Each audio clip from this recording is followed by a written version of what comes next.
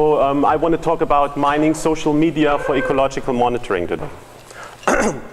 By social media, I mean social online media, as Victor already mentioned, and by mining, I mean a combination of data mining and automatic text analysis.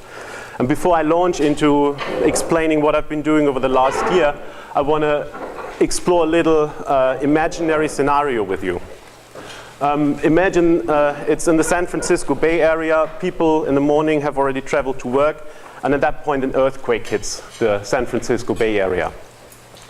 While the earth is still shaking, people start typing in Twitter that they're experiencing an earthquake, where it is, how they experience it, how strong it is. And a system that has been programmed is picking up these tweets and analyzes them, and can, in parallel to the seismological measurements, can predict where the earthquake is, the epicenter, the approximate size, and so on. Now, it's a few minutes after the earthquake, and the emergency operations begin. A virtual situation room is set up that is using Second Life. That's a platform some people might know, so it's a virtual social world, which allows different actors in the emergency operations to work together and combine different information sources, including things like social media. Now, it's now a few minutes after the earthquake, and the emergency operations begin. And the emergency services have very little information on the ground right now. Some calls are coming in, but they have an incomplete picture. So they are using social media as well to find out where things are happening, where are infrastructures damaged, which areas can you not reach, how many casualties are there. So they're using this as an initial assessment to get information. The scenario continues then, and for example, on the next day, let's imagine there is a large internet bank that had problems before in the area, and their operations are still not up. So it's now people at the Wall Street who are using a system to analyze feeds and see how rumors are spreading about this company, which are not true actually, but a panic is developing. So they're using this information to shut down trading on that stock to avoid any panic. And even days and weeks after the earthquake, there's still data collected about it. People are talking about it, reporting about it on blogs and social media. And it's now the different actors who were involved who are analyzing this to improve their responses, because they're getting back a lot of information about perceptions of their own operations. Now, this is a completely imaginary scenario, but if you look at literature on social media mining, you will find examples for all of this. So you can use this for earthquake detections, emergency management, criminal incident modeling even, health monitoring, and so on. Okay, so how did I get into this project? Well, Victor's already talked about my background, and in addition, I can say that in the last years I've been working in the IT industry, software development, project management, and so on. And I also came in touch with social media mining. And I was looking for a project to combine all these different experiences. Natural resource management, ecology, artificial intelligence, and the software. And then I came across this article, Can Web Crawlers Revolutionize Ecological Monitoring? And when I was reading this, I knew that's exactly the kind of stuff I want to explore. And then I got in touch with Victor, and we got talking and developed the idea for the project. Okay, I've been explaining to a lot of people recently what I'm doing, so I've developed my very short pitch on how I actually got into this project and what the motivation is. So the motivation and background for the project is similar to many projects here. So we are facing these global challenges, changes in social ecological systems, an increased likelihood of catastrophic shifts in these systems, with a dramatic impact on the livelihood of people. So in this situation, it's of course imperative to explore as many routes as possible to get information on this, get early warnings, or at least find information to adapt or find remedies. Ecological monitoring is helping us with that to some extent, but it has certain limitations, especially resource limitations. So there's not enough time and money to really have the kind of coverage that you would need to detect all kind of possible changes. And sometimes there's also a lack of right questions, not necessarily by design, sometimes yes, but not necessarily. But unexpected events are by nature surprising. So you need to know what question to ask before you can ask the right questions. So this setup, like you're facing a challenge, you need to assess a risk, and you have incomplete information, is something that a lot of domains are facing, and a lot of them are turning to alternative information sources. So the idea here as well is to use social sensors, people, for ecological monitoring, and use informal information sources, namely social media, to get information about ecological changes. Now, what kind of sources could that be? Well, there are actually a lot of projects in this area called citizen science. So you find a lot of ecological monitoring happening there as well. But the key thing about this is that it's all under the heading participatory sensing. So people have to make an active contribution. They have to be interested in that, go to these sites, for example, and contribute information about biodiversity, certain threats, and so on. But the kind of information I want to look at is an opportunistic approach. So it's information that may be contributed by people who don't even know that they're contributing information that could be important and useful in an ecological monitoring scenario. And what we're talking about here are, of course, social media, things like blogs, Twitter, and so on. And to highlight what the properties of this information are, you can compare this to the kind of data that is contributed in citizen science projects. So I'm going to explore informal online information sources. That's the heading I believe was used in the web crawler article as well. So these are non-expert contributions, even more so than in citizen science projects, because there are people, they're contributing to a website, for example, that's collecting biodiversity data. So they know what they're contributing to, their interest, and some kind of education on it. It's unstructured data. Again, in contrast to citizen science, where you have at least some kind of structure when this data is collected. So we have completely unstructured data, and often it is textual data. The channels, the sources to which we get this data, lack a contextual frame. By that I mean that the possible interesting ecological information is contributed on Twitter, for example, together with your last party report or Lady Gaga or whatever. So the channels from which we can collect this information doesn't actually tell us about the information, so it doesn't really help in the analysis of this information. And finally, it's extremely large volumes of data. So we're not dealing just with thousands of information items, but millions, theoretically billions. Not all of them useful, but at least we have to sift through them to filter out the important items. So the first step in approaching this project was to frame the research question, really, to make it manageable. And the first step is to frame the sources that we are going to look at. Now, there's a diverse landscape of social media, and one way to class them is to look at two dimensions: the medium employed, or the media richness, which has an effect on how you can analyze the information that you get through these channels, and the personalization. So how important is the author compared to the content that is being contributed? So along this lower dimension, media richness, you have at one end textual stuff like Wikipedia, collaborative projects, and at the other end things like virtual social worlds, and in the middle things like content communities, YouTube. So the different media, and they require different types of analysis.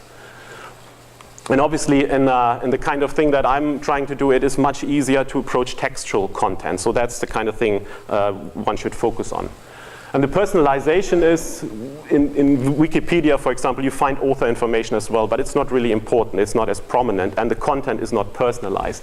Whereas if you look at blogs or microblogs, textual content that is highly personalized and combines, in a way, these channels combine the properties of a publishing tool and a social networking tool.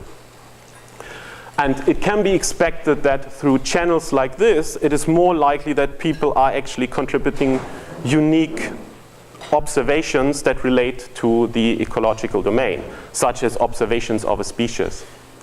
So to cut the chase, the kind of thing that I'm focusing on in this project, that I've framed it to, is microblogs, specifically Twitter. So I'm analyzing Twitter sources for this project.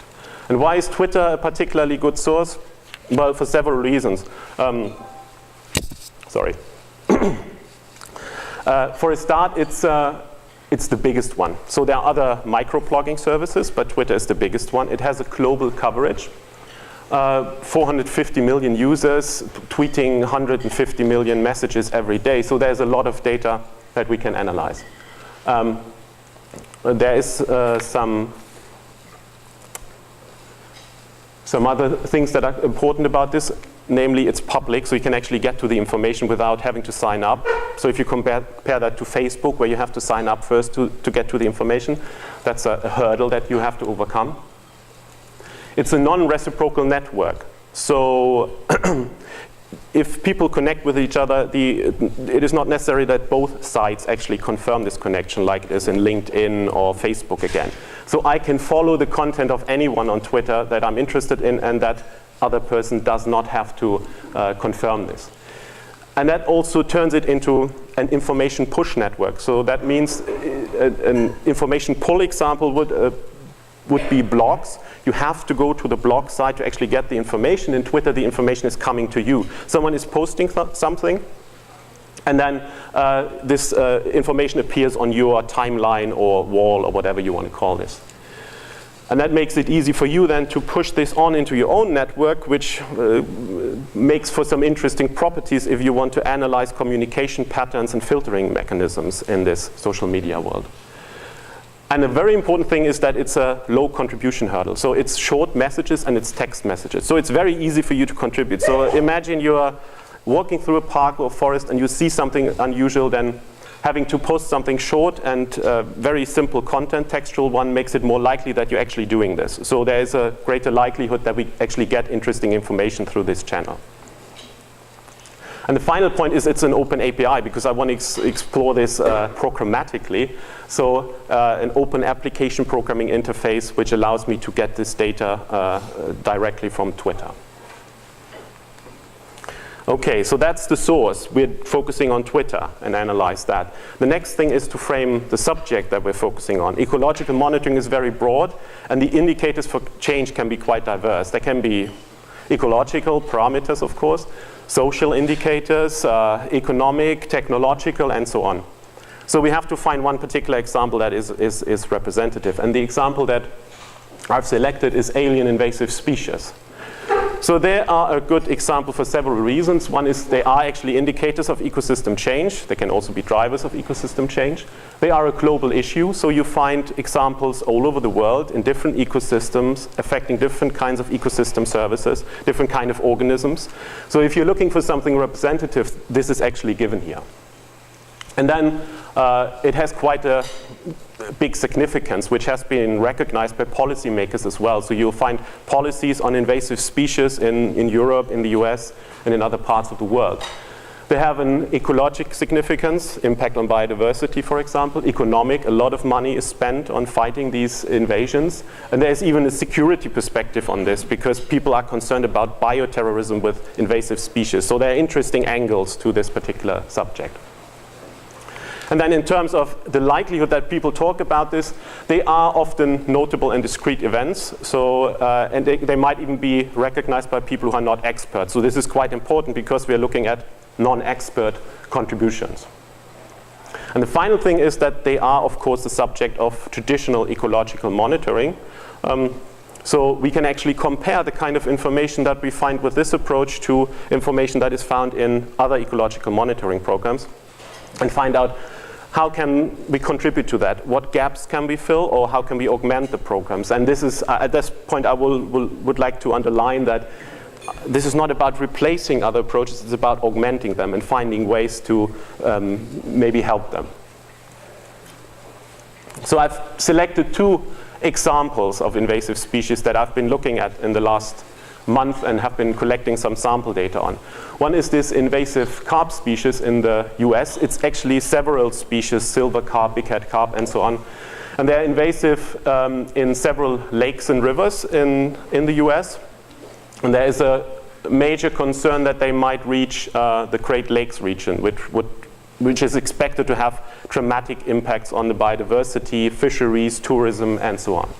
So a lot of effort is put into preventing this invasion. And this is actually a type that's called silver carp, which has this habit of jumping out of the water if they're disturbed, if a boat is passing by. And people have actually been injured by these fish jumping out of the water. So there is even a health threat, from these fish. The second example is from the forest domain. It's oak processionary, these little caterpillars. So they are a forest pest in oak forests, affecting oak trees. What is interesting about them is that they're actually not a major invasive species example yet, but they could become one. They also have a health perspective. They have these little hairs which break very easily, release a toxin. If you inhale that, it will cause respiratory problems, even anaphylactic shocks. So there's even a health angle to this particular species. And another interesting point about it is that it has now been found, even though it used to be indigenous in Central Europe, but now it has been found in southern Sweden as well. So there's talk about whether this could be an indicator for climate change because they're moving their habitat north. So these are the different angles to this particular species which make it an interesting example. Okay, so we framed the source, Twitter, we framed the subject, invasive species. Now let's look at some of the tweets that are actually that you can find about this. And the next slide might seem a little bit overwhelming, but unfortunately I cannot protect you from the wealth of information that you find in tweets, even if it's just a handful. So don't try to read all of it. I'll walk you through it. So this is just a handful of tweets relating to these invasive carp, and we find different types of information in there that we can extract automatically. Temporal information, so you find timestamps on these tweets, but also references like Thursday, a year, and so on. Information about the authors, which is quite interesting, who is tweeting, like individuals might be more likely to tweet original news sightings of a species, but also local news, aggregators of information, public administration, special interest groups, and so on. We have spatial information. Some of that you don't see because in some cases you find geo-coordinates attached to a tweet, which give you an exact location, especially if someone is posting this through a mobile device. But also place names like Sankara River, Illinois, and you can extract those and actually map them to geo-coordinates with the right programs. We find different topics like the sighting of a species, that's the one at the bottom, a new sighting there. Related threats, very interesting, so there's milfoil, sea lamprey mentioned. There's talk about remedial actions, policies, and so on. We can extract information about the stakeholders. The authors themselves are stakeholders because they're interested in this, but also mentions of Congress, for example, or the Corps of Engineers, which is the army which is actually involved in fighting these invasive carp in the US. And then finally, secondary sources, so links to other blogs, social media, and so on. And that underlines why Twitter is a good source as well, because it actually functions as a hub for different types of information sources that you might pull in an analysis at a later stage. But this is a good starting point. Okay, now if this seemed overwhelming, if you want to analyze thousands of them, you will need some help. And that help comes with the software I've been working on. And I'll explain briefly what it is about. I could probably talk an hour about this, just about the technology, and I would love to, but I'm not going to. So the main thing is it's web-based, it's extensible, and it's public. So it's a web-based software that you can access this through a browser, which hopefully makes for a lot of people using it eventually. It's extensible, so I've designed it in such a way that at a later stage you can plug in other information sources. At the moment I'm analyzing Twitter, but I want to be able to pull in things like RSS feeds, blogs, even more formal things like literature databases could be fused into this information. And it's public, or it will be, so the plan is to have the first version public next year and then hopefully get some feedback on what's happening and also help on actually categorizing the data, because some categorization has to be done manually to be able to then automatically classify the data. So in a way, this is becoming a citizen's science project of its own, but I want people to contribute to the categorization of the information. Okay, and how does it work? Well, very briefly, the way it works is you set up a monitor for a particular threat. That monitor is based on keywords. So in this case, it's this carp. You provide a target term, something that you would expect to find in tweets. And you can have multiple target terms, of course, for one particular monitor. And once this is created, the platform just picks this up and automatically accesses Twitter on a regular basis and looks for tweets that match these target terms and then pulls them back to analyze them. And this is happening on a continuous basis, which is important because tweets are only available for 8 to 9 days, and after that you cannot access them anymore. And if you want to have access to historic data, you need deep pockets. So you have to do this continuously on a continuous basis. And what's happening then is you will have to do some manual categorization. For example, decide which tweets are actually talking about carp as a cooking recipe and which ones are actually about invasive species. So we have to divide them and create a basic training set. And then an automatic routine can pick up a machine learning module that then classifies them using, for example, a naive Bayesian classifier. And that's something I'm working on right now, integrating this together with a text analysis module. So that's the platform, very briefly. And before I show you some examples, some very simple stats I can pull out with this, I want to talk on how we can assess the value of this information once we found it. How can this actually contribute to ecological monitoring? And we've drawn up together for a paper we are working on a catalog of assessment criteria that can be applied throughout the project. And the idea is to look at essentially before something traumatic happens and after. So you have a point where, like an invasion starts, threshold is crossed, regime shift, whatever you want to name this. And then you have the before phase where you want to know whether the information you're collecting can contribute to early warnings. And you have the after phase, if an invasion happened of a particular species, for example, can the information contribute to adapting to this or finding remedies? So what kind of things will we be looking at? What are we trying to tick off? The first thing is, can we detect weak signals in this information? So unusual events that stand out, that could be an indicator for some approaching threat. Can we do this quicker than with other approaches? If you think about health monitoring, for example, flu is monitored based on Twitter. And they can detect this 1 to 2 weeks earlier than traditional health monitoring approaches. Can we find novel information like new spatial temporal patterns? Can we reuse this in existing models? That's quite important because that's also done in a lot of projects that mine Twitter. So they feed this into existing models and help to improve them this way.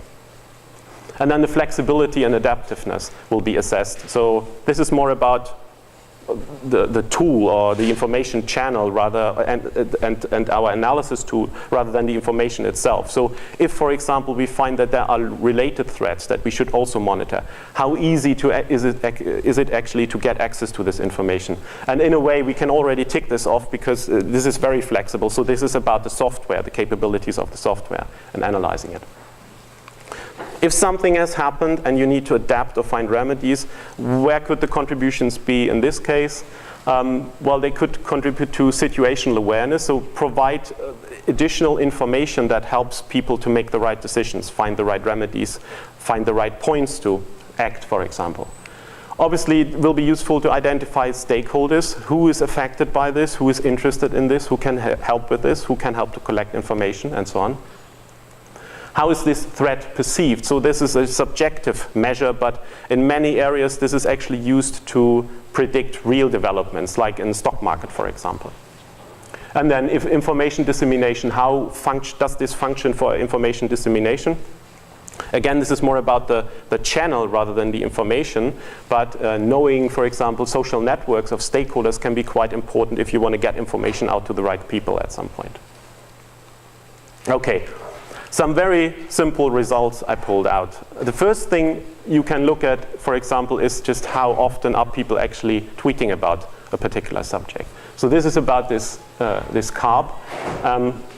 This might not be telling us a lot initially, but what you find is that with many subjects, you have a background noise. There are people tweeting on a particular subject all the time. And then you see these peaks, so something unusual seems to be happening. The first peak there is actually relating to the failure of electric barriers in these rivers. So they failed, and they are there to prevent these carp to move on and reach the Great Lakes region, and they failed. And the community immediately reacted to this with a heightened tweet activity.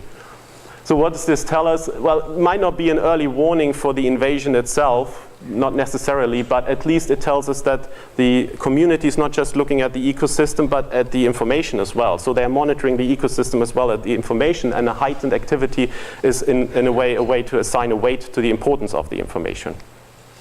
The biggest peak in the middle is relating to news that, or report that DNA traces have been found in parts of rivers and lakes where they weren't expected, and they seem to indicate that this threat is now moving into the Great Lakes region.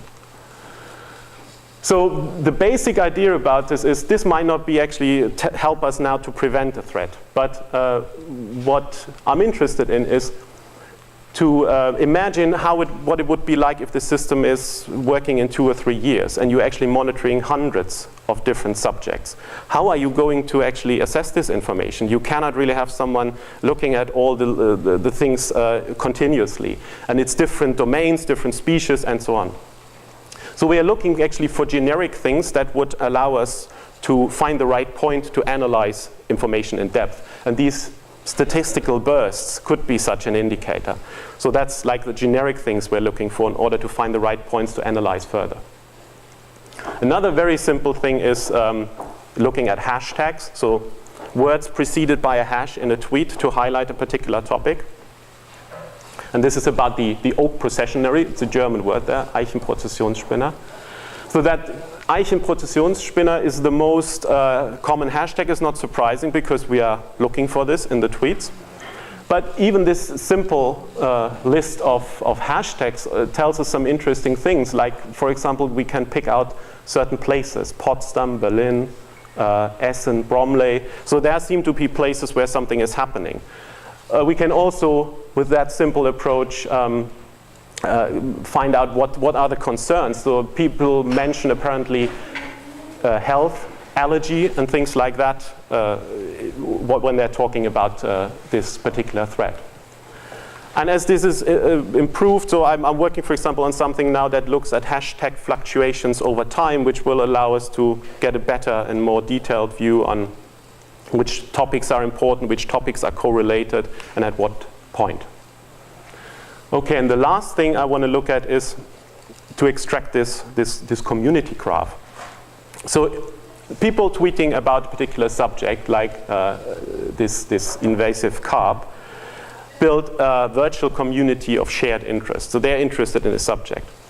And in these tweets, they can mention other people or reference other people. And from that, you can extract that kind of graph. And the color coding, so basically each node is a user on Twitter. A link between them is a mention, so someone mentions someone else in his tweet, that establishes a link. The thicker the line, the more of these connections you have. The thicker, the bigger the node, the more incoming connections you have.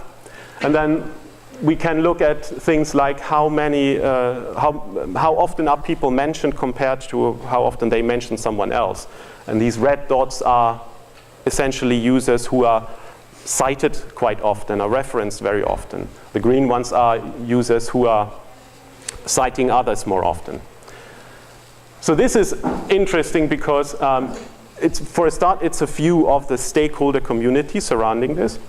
And it can also tell us a little bit about, in the area of information dissemination, for example, if you want to get information to the right people, who are actually the influencers? Who are the ones who are cited most often, monitored by the other users more often?